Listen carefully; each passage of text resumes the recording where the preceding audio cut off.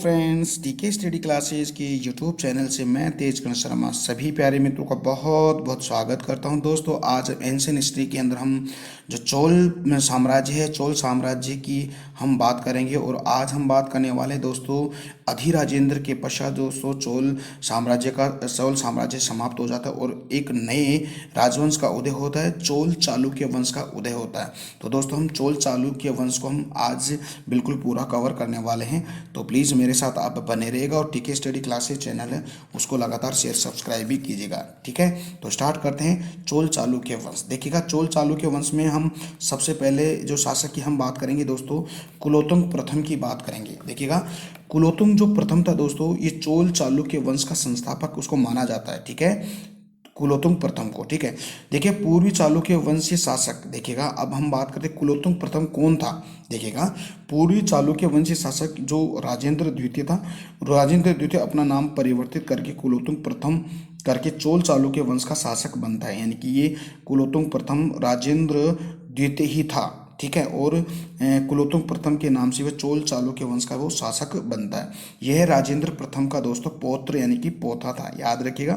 देखिए दोस्तों, कुलोत्तुंग प्रथम ने पराजित किया, किन किन को पराजित किया उसकी हम बात करें। देखिएगा, उसने कलचुरी के जो शासक है, यानी कि कलचुरी के शासक यश कर्णदेव को वह पराजित करता है और कलिंग नरेश अनंत वर्मन को भी ये पराजित करता है। कौन? ये कुलोत्तुंग फर्स्ट यानी कि कलचुरी के शासक यश वर्मन को पराजित करता है, यश कर्णदेव को पराजित करता है और कलिंग नरेश अनंत वर्मन को ये पराजित करता है। ठीक है दोस्तों, इस कुलोत्तुंग प्रथम के समय होता क्या है, इसके समय में श्रीलंका के राजा विजय बाहु ने अपने आप को स्वतंत्र घोषित कर देता है। कहने का मतलब है कि जब कुलोत्तुंग प्रथम का साम्राज्य था, उस शासन था, उस समय श्रीलंका में एक जो विजय बाहु शासन था, यानी कि विजय बाहु अपने आप को स्वतंत्र कर लेता है, क्योंकि पहले ये कुलोत्तुंग के अधीन ही काम करता था। तो ये कुलोत्तुंग के प्रथम के समय में ये अपने आप को स्वतंत्र घोषित कर देता है। ठीक है, ये थोड़ी सी कमजोरी यहाँ पर आती है इसकी, किसकी? कुलोत्तुंग प्रथम की।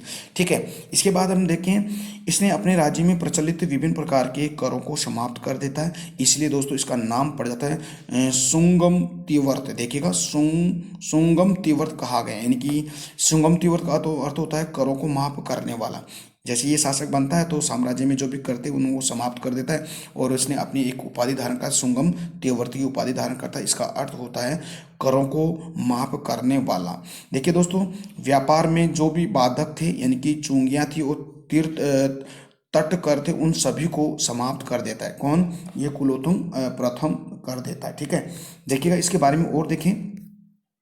देखिए दोस्तों, चीनी ऐतिहासिक स्रोतों के अनुसार दोस्तों 1077 में व्यक्तियों का एक दूत मंडल ये चीन में भेजता है। कौन? कुलोत्तुंग प्रथम, बहुत ही इंपॉर्टेंट है। और दोस्तों इसने अनेक उपाधियां भी धारण की, थोड़ा नाम थोड़ा अटपटा सा देखिएगा। कटेई कंड चोल, यानी इसने एक उपाधि धारण की, कटेई कंठ चोल की उपाधि धारण करता है। एक उपाधि है मलेन डुकोंड चोलन चोलन। ठीक है, यानी कि मलेन कुंड चोलन। ठीक है, तो ये धारण करता है। एक है सुंगम तीव्रत, यानी कि करों को हटाने वाला। तो दोस्तों ये तीन उपाधि धारण करता है, याद रखिएगा, बहुत ही इंपॉर्टेंट है। ठीक है, यानी कि कटे कंड चोल और एक मलेंडु कोंड चोलन और एक है सुंगम तीव्रत। ठीक है, तो ये तीन प्रकार की उपाधि धारण ये करता है। ठीक है, देखिएगा इसके पश्चात देखिए कुलोत्तुंग प्रथम के उत्तराधिकारी कौन कौन हुए उनकी हम चर्चा कर लेते हैं। देखिएगा, कुलोत्तुंग प्रथम के उत्तराधिकारी में सबसे पहले हम विक्रम चोल की हम बात करें तो दोस्तों, विक्रम चोल की अगर बात करें तो दोस्तों इसका टाइम पीरियड था 1120 से लेकर 1133 ईस्वी तक ये शासन करता है। दोस्तों इसको त्याग समुद्र, देखिए इसने एक उपाधि धारण की, त्याग समुद्र। ये कैसी उपाधि धारण की उसने? देखिए इसके पीछे कुछ रीजन था दोस्तों, क्या रीजन था उसको हम देखते हैं। देखिए दोस्तों, चिदम्बरम में स्थित एक नटराज का मंदिर था, यानी इस नटराज के मंदिर को ये पुनरुद्धार करवाता कौन? विक्रम चोल। इसी मंदिर में एक और मंदिर, यानी कि गोविंदराज का मंदिर था और उसके अंदर एक प्राचीन वैष्णव मूर्ति को उसने क्या किया? तोड़वाता है और समुद्र में ये फेंकवाता है। इसी कारण इसको त्याग समुद्र कहा गया है। ठीक है, सॉरी, हाँ, इसको त्याग समुद्र कहा गया, यानी कि इसने त्याग समुद्र की उपाधि धारण करता है। ठीक है, इसने देखिएगा नटराज मंदिर के पुनरुद्धार करवाने के लिए जनता से दोस्तों ये जबरन राजस्व वसूलता है। यानी कि जब इसके समय में जो अकाल और बाढ़ से ग्रसित हो जाता है, तब ये जनता से कर वसूल करता है। ठीक है, देखिएगा अगला जो शासक है दोस्तों कुलोत्तुंग द्वितीय। ठीक है, देखिएगा दोस्तों कुलोत्तुंग द्वितीय 1133 से लेकर 1150 ईस्वी, यानी कि ये कट्टर शैव धर्मावलंबी था दोस्तों। कुलोत्तुंग द्वितीय और जो विक्रम चौल, इन दोनों में अभी तक इतिहासकार यानी कि अभी तक कंफ्यूज है, और हम यूँ कह सकते हैं अलग अलग किताबों में अलग अलग बातें।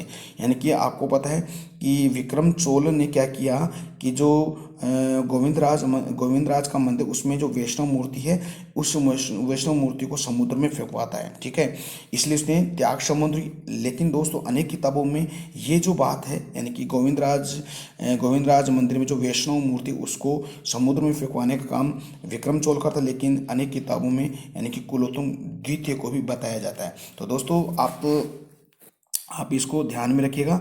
अगर ऑप्शन में दोनों आते हैं, वैसे दोनों नहीं आएंगे, अगर एक आता है या तो विक्रम चोल आता है उसको टिक करिए, या विक्रम चोल नहीं आता तो कुलोत्तुंग द्वितीय, तो उसको भी आप टिक कर सकते हो। ठीक है, तो दोस्तों ये थोड़ा सा कन्फ्यूज वाला टॉपिक है, यानी कि मैटर है। ठीक है, देखिएगा इसके बाद में अगला जो शासक बनता है राजराज या राजाराज या राजराज द्वितीय, ये शासक बनता है। यानी कि 1150 ईस्वी से लेकर 1173 ईस्वी तक ये शासन करता है दोस्तों। इसके समय में चारों ओर शक्तिशाली सामंतों का उदय हुआ। यानी कि जब राजराज द्वितीय होता है, शासक बनता है, तब इसके चारों ओर जितने भी जो सामंत थे, इन सामंतों का उदय हो जाता है, और इसके कोई पुत्र भी नहीं था दोस्तों। ठीक है, राजाधिराज द्वितीय की बात करें तो इसका टाइम पीरियड 1173 से लेकर 1182 है। इसके समय में पांड्य वंश में उत्तराधिकार का युद्ध हो जाता है दोस्तों। जो राजाधिराज द्वितीय है, इसके समय में दोस्तों पांड्य वंश के अंदर उत्तराधिकार को लेकर युद्ध होता है, और दो शासक यानी कि कुलशेखर और वीर पांड्य के मध्य उत्तराधिकार का युद्ध होता है। लेकिन दोस्तों राजाधिराज द्वितीय ये वीर पांड्य यानी कि वीर पांड्य की तरफ से वीर पांड्य का साथ देते हैं, और इस युद्ध में दोस्तों विजय होती है किसकी, यानी कि वीर पांड्य की होती है, और उत्तराधिकारी यानी कि शासक भी बनता है दोस्तों वीर पांड्य। लेकिन दोस्तों कुलशेखर के का साथ देने वाला शासक था, देखो श्रीलंका के जो शासक था पराक्रम बाहु ने इसका साथ दिया था। ठीक है, लेकिन इस युद्ध में कुलशेखर पराजित हो जाता है और शासक वीर पांड्य बन जाता है। ठीक है, देखिएगा अगले हम बात करें कुलोत्तुंग थर्ड की। अगर बात करें तो दोस्तों कुलोत्तुंग जो थर्ड है, कुलोत्तुंग थर्ड का जो टाइम पीरियड है दोस्तों 1182 से लेकर 1216 ईस्वी तक ये शासन करता है। यह चोल वंश का अंतिम महान शासक था। ठीक है, यानी कि होयसल और चेरों को उसने पराजित किया, इसलिए ये थोड़ा अंतिम महान शासक था। ये 1182 में उसने वीर पांड्य को भी पराजित करता है। कुछ समय पश्चात पांड्यों का साथ जटावर्मन कुलशेखर द्वारा दिया जाता है, यानी कि विद्रोह होता है क्या, यानी 1205 ईस्वी में पांड्य राज्य द्वारा चोल राज्य पर आक्रमण किया जाता है, और जिसमें चोल साम्राज्य पूरी तरह से तहस नहस हो जाता है। ठीक है, तो ये याद रखिएगा। एक शासक है राजाराज थर्ड है, ये 1216 से लेकर 1250 ईस्वी तक शासन करता है। इसके बारे में देखें दोस्तों, इसके बारे में ये निर्बल शासक होने के कारण राज्य में विद्रोह और अराजकता का माहौल उत्पन्न हो जाता है। ये निर्बल शासक होता है, यानी पांड्य शासक सुंदर ने इस पर आक्रमण करके इसे बंदी बना लेता है। लेकिन दोस्तों आपको पता है बाद में होयसल नरसिंह द्वितीय इस राजराज थर्ड को ये यानी कि जो सुंदर है यानी कि पांड्य शासक जी उसको मुक्त करवाता है। लेकिन दोस्तों हम बात करते हैं कि राजेंद्र थर्ड ये अंतिम शासक होता है दोस्तों, यानी कि 1779 के बाद में दोस्तों चोल साम्राज्य का पूरी तरह से पतन हो जाता है। ठीक है, तो हम बात करेंगे चोल वंश का अंतिम शासक कौन है, राजेंद्र थर्ड। ठीक है, राजेंद्र थर्ड ने सुंदर पांड्य शासक को पराजित तो किया, किंतु चालुक्य नरेश सोमेश्वर थर्ड से वो क्या हो जाता है, पराजित हो जाता है। ठीक है, तो दोस्तों आज का वीडियो कैसा लगा, उम्मीद करता हूँ कि आज का वीडियो भी आपको बहुत अच्छा लगा है। अगर अच्छा लगा है तो प्लीज़ अपना जो टीके स्टडी क्लासेज चैनल है इसके लिंक को अपने फ्रेंड सर्किल के अंदर, कोई लाइब्रेरी ग्रुप या एजुकेशन ग्रुप में शेयर कीजिएगा, और दोस्तों शेयर करने के साथ ही आप इसको सब्सक्राइब भी कीजिएगा।